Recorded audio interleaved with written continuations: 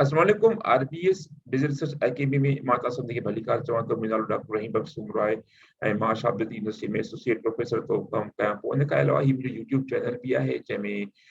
मां मुख़्तलिफ़ क़िस्म जी वीडियोस रिसर्च जे हवाले खां रखंदो आहियां। अॼु ही थोरो मां सोचियुमि त यार छो न पंहिंजी सिंधी जेके दोस्त आहिनि उनखे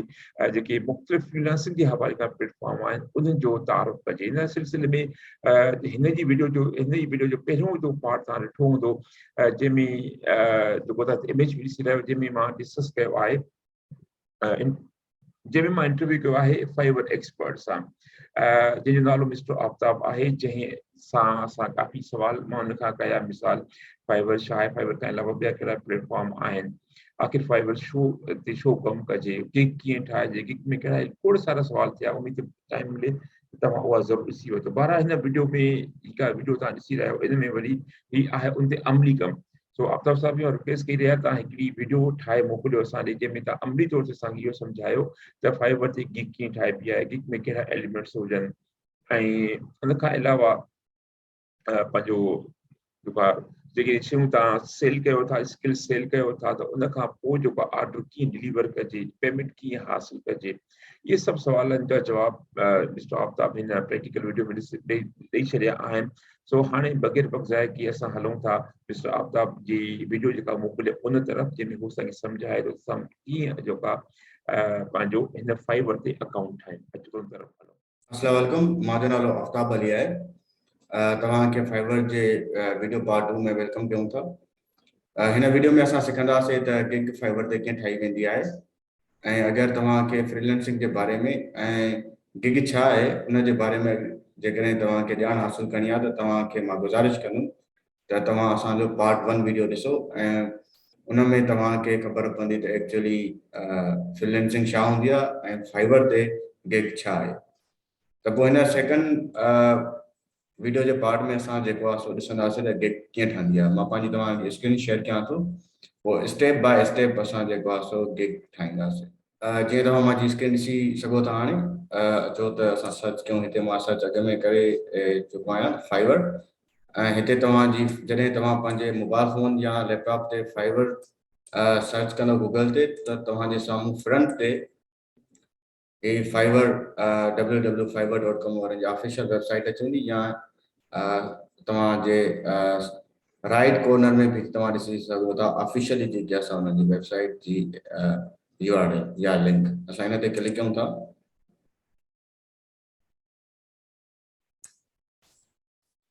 ये जेकी आहे असां ऑफिशियल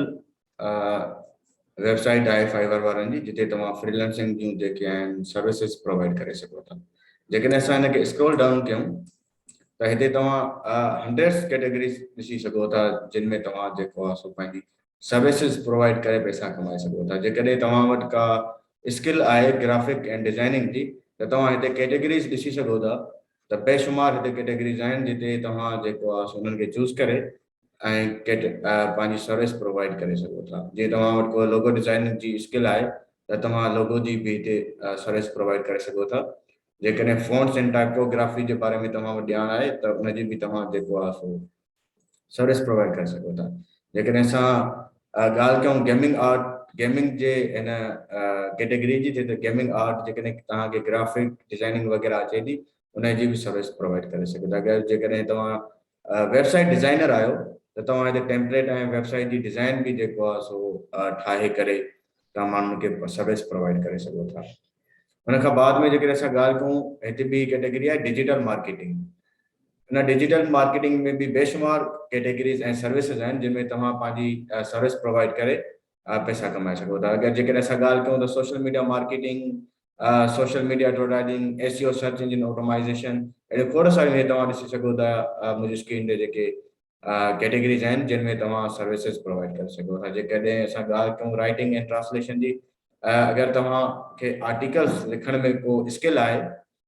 पोइ उनजी बि सर्विस तव्हां प्रोवाइड करे सघो था। ट्रांसलेशन जी बि, उन खां बाद में प्रूफ रीडिंग आहे ऐं रिज़्यूम राइटिंग जंहिंखे असां CV चवंदा आहियूं। तव्हां माण्हुनि खे हिते रिज़्यूम CV ठाहे बि करे पंहिंजी सर्विस प्रोवाइड करे सघो था। जेकॾहिं वीडियो एनिमेशन जी असां ॻाल्हि कयूं त तव्हां कंहिंखे वीडियो एडिट करे ॾियो या शॉर्ट वीडियोस जेके थींदा आहिनि जीअं फेसबुक ते या YouTube ते वीडियोस एड्स हलंदियूं आहिनि उन जा वीडियोस बि तव्हां ठाहे करे माण्हुनि खे इन जी सर्विस प्रोवाइड करे सघो था उन खां बाद में 3D प्रोडक्ट एनिमेशन या ई-कॉमर्स प्रोडक्ट जा वीडियोस भी तव्हां ठाहे करे हिते सेल करे सघो था उन खां बाद में म्यूजिक एंड ऑडियो हिते वॉइस ओवर जी भी तव्हां जेको आहे सर्विस प्रोवाइड करे सघो था बेशुमार अहिड़ियूं आहिनि अगरि तव्हां में उन्हनि मां को स्किल आहे तव्हां उन जी बि सर्विस प्रोवाइड कयो अगरि असां हिन कैटेगरी जी ॻाल्हि कयूं प्रोग्रामिंग लैंग्वेज त हिते तव्हां वर्डप्रेस शॉपिफाई या का बि वेबसाइट या एप्लीकेशन तव्हांखे ठाहिणी हूंदी आहे त तव्हां उन जी बि सर्विस जेको आहे सो प्रोवाइड करे सघो था बिज़नेस वारनि जी अगरि असां ॻाल्हि कयूं त हिते बि बेशुमार कैटेगरीज़ आहिनि बिज़नेस वारनि लाइ वर्चुअल असिस्टेंट जी सर्विस बि तव्हां प्रोवाइड करे सघो था उन खां बाद में सेल्स ई-कॉमर्स मैनेजमेंट जी supply chains management business plans वग़ैरह ऐं लीगल कंसल्टिंग बि तव्हां हिते जेको आहे सो उहा बि सर्विस प्रोवाइड करे सघो लाइफ स्टाइल में अगरि असां ॻाल्हि कयूं त हिते तव्हां ऑनलाइन जेको आहे सो सेक्शन या ट्यूशन बि ॾेई सघो था उहा बि सर्विस तव्हां प्रोवाइड करे सघो था डांसिंग जी जेकॾहिं तव्हां स्किल आहिनि उन जा बि तव्हां जेको आहे सो लेसन ॾेई करे सर्विस प्रोवाइड करे पैसा कमाए सघो था हिते अगरि असां ॻाल्हि कयूं त ड्रॉप शिपिंग NFT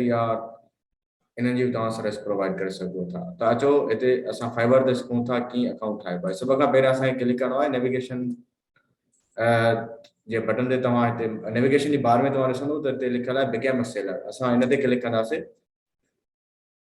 उन खां बाद में हिनखे असां स्क्रॉल डाउन कंदासीं त हिते लिखियलु आहे बिकम अ सेलर हिन बटन ते असां क्लिक कंदासीं त हीअ असांखे चवे थो तव्हां साइन अप फेसबुक जे अकाउंट सां कयो या गूगल जो अकाउंट या तव्हां पंहिंजी कस्टम का ईमेल लॻाए करे अकाउंट ठाहे सघो था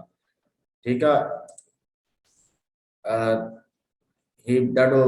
इज़ी स्टेप आहे जेकॾहिं तव्हां को फेसबुक जो पहिरियां अकाउंट वग़ैरह ठाहियो हूंदो सेम टू सेम या जीमेल जो अकाउंट या ॿिए कंहिं वेबसाइट अगरि तव्हां को पंहिंजो अकाउंट ठाहियो हुजे त सेमी प्रोसीजर जेको आहे सो हिन में बि आहे तव्हांखे सिर्फ़ु लिंक करिणो आहे पंहिंजो अकाउंट ऐं तव्हांजो फाइबर जेको आहे सो कनेक्ट थी वेंदो उन खां बाद में तव्हां वटि इंटरफेरेंस एज़ अ सेलर जो अची वेंदो जीअं मां अकाउंट पंहिंजो ठाहे छॾियो आहे अवल में फाइबर ते ठीकु आहे हिते तव्हां ॾिसंदो टॉप ते त तव्हांजी नेविगेशन बार में इलाही ऑप्शन्स अची वेंदा जीअं डैशबोर्ड थी वियो मैसेजिस ऑर्डर्स गिग्स ऐं प्रमोटेड गिग्स उन खां बाद में असां जेको आहे क्लिक कंदासीं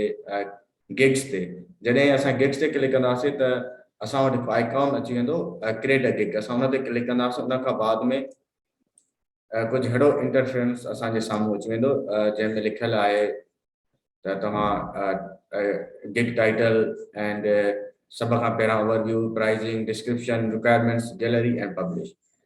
हिते जेको आहे असां पंहिंजी गिग जेको आहे सो डिज़ाइन करे सघूं था ठाहे सघूं था जेके असां सर्विस प्रोवाइड कंदासीं गिग टाइटल में असां पंहिंजी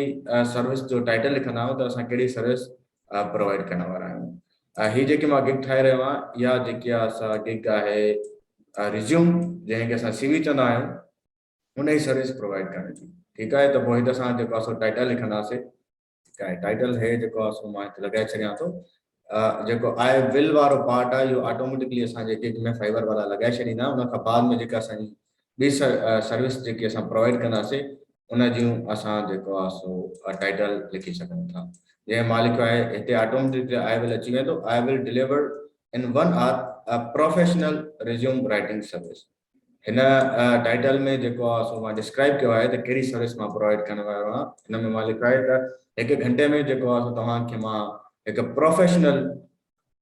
CV जेको आहे सो ठाहे ॾींदुमि उन खां बाद में असां हिनखे जेकॾहिं स्क्रॉल डाउन कयूं त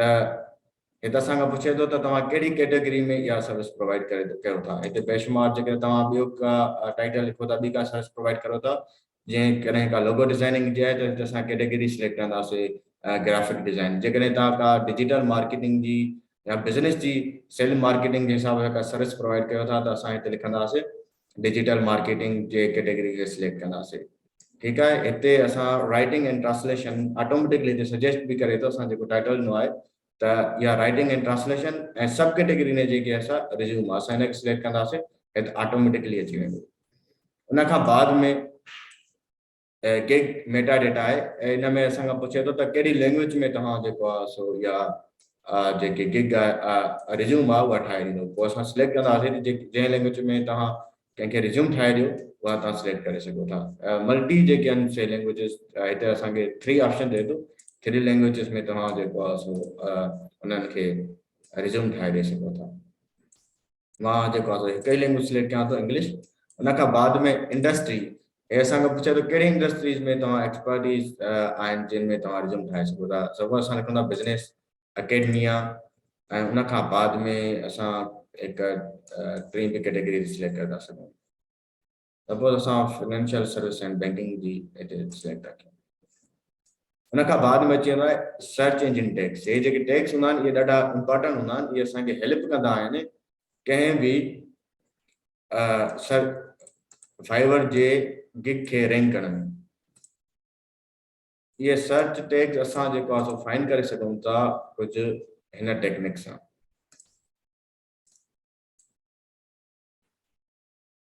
सपोज असां हिनखे स्क्रॉल डाउन कयोसीं या हिते असां लिखूं था सीवी हिते तव्हांखे जेको आहे सो फाइवर पाण ई सजेस्ट कंदो कुझु टैग्स जीअं सीवी राइटिंग आहे इंफोग्राफी सीवी आहे या जेकॾहिं असां रिज्यूम लिखूं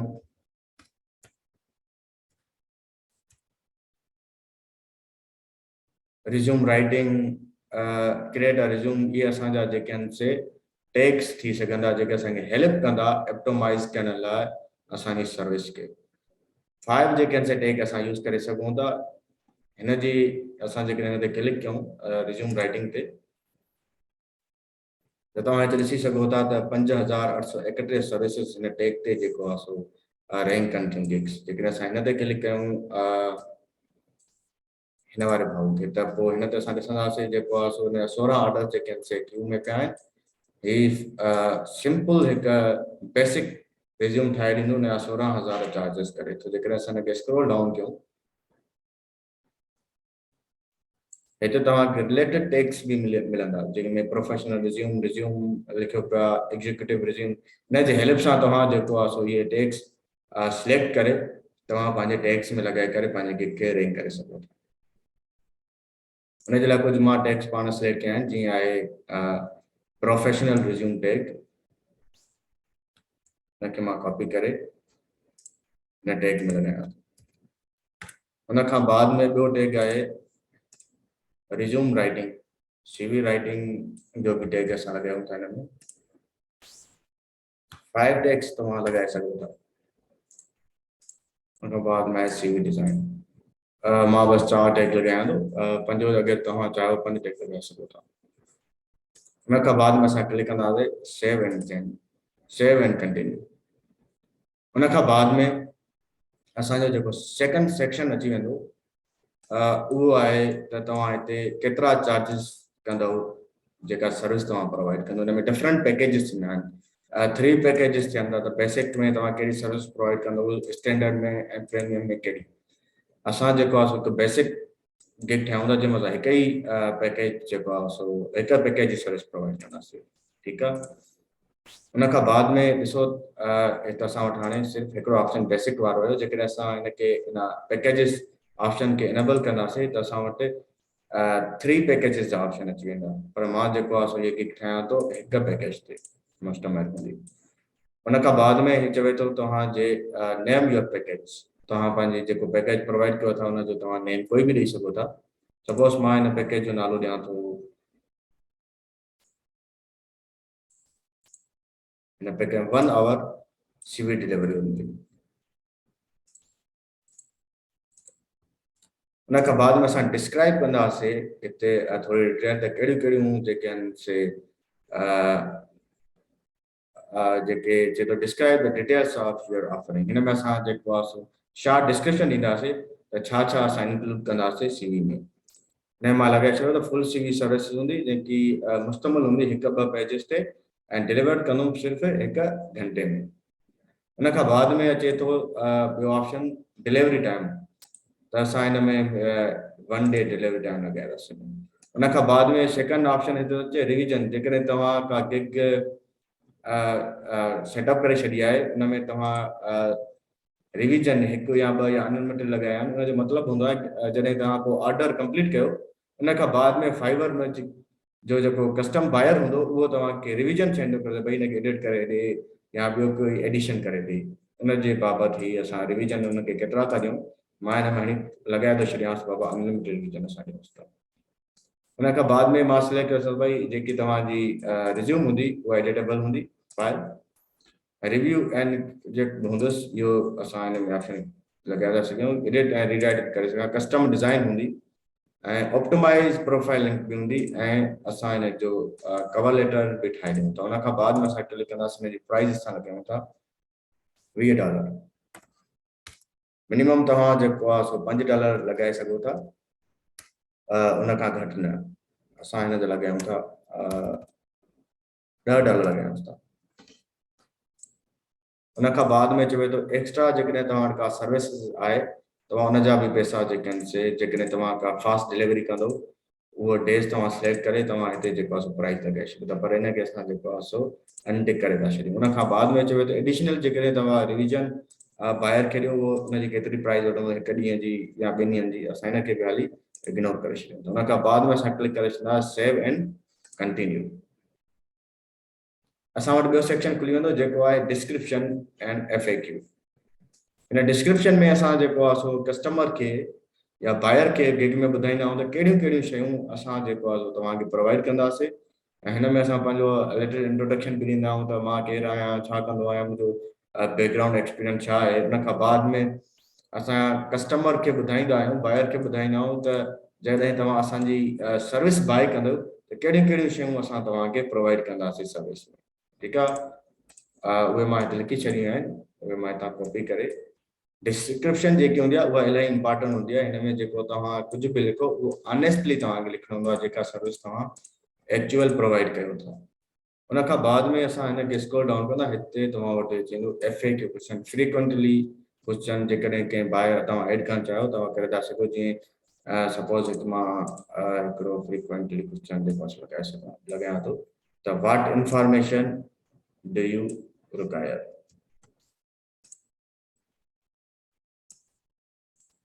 हिन में मां जेको आहे सो ॿुधाईंदुमि FAQ में त असांखे कहिड़ी जेके आहिनि हिते मां क्वेश्चन बि लिखी छॾींदुमि त जेकॾहिं कहिड़ी इंफॉर्मेशन मूंखे रिक्वायर आहे तव्हांजी इहा रिज़्यूम ठाहिण लाइ what information do U require उन खां बाद में तव्हां जेको आहे सो हिन जो आंसर बि लॻाए सघोसि था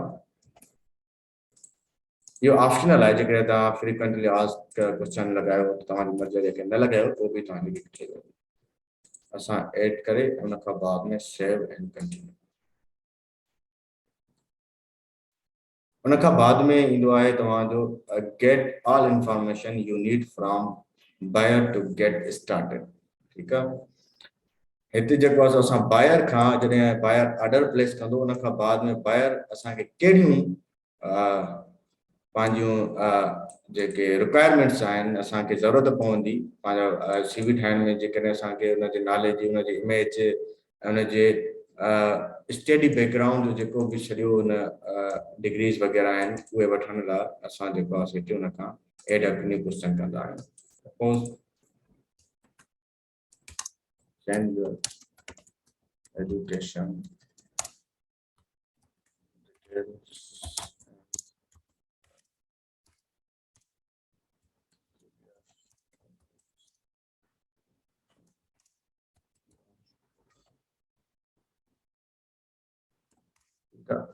हाणे असां हिनखे चवंदा त पंहिंजी जेको बि एजुकेशन जूं डिटेल्स आहिनि उहे जेके आहिनि से सेंड कर ऐं पंहिंजी तव्हां जेका क्लियर इमेज सेंड कयो जेका हिकु रिज़्यूम ते लॻंदी उन खां बाद में असां एड ते क्लिक करे ऐं सेव एंड कंटिन्यू कंदासीं जेको सेकंड असांजो लास्ट जेको सेक्शन आहे गिग ठाहिण में उहो आहे गैलरी हिते असां जेको आहे सो 3 इमेजिस लॻाए सघूं था जेको असांजे गिग खे गिग जे थंबनेल जंहिंखे चइबो आहे उहा थंबनेल जेके आहे असांजे गिग ते लॻी वेंदी ठीकु आहे तव्हां 3 इमेजिस लॻाए सघो था इवन दो अगरि तव्हां वटि वीडियो आहे तव्हां हिकु वीडियो बि लॻाए सघो था असां हिनखे सिलेक्ट करे तव्हां मां इमेज थंबनेल जी मठाई आहे या मां एड करे छॾियां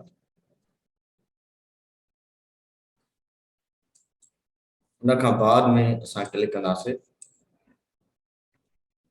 सेव एंड प्रीव्यू ते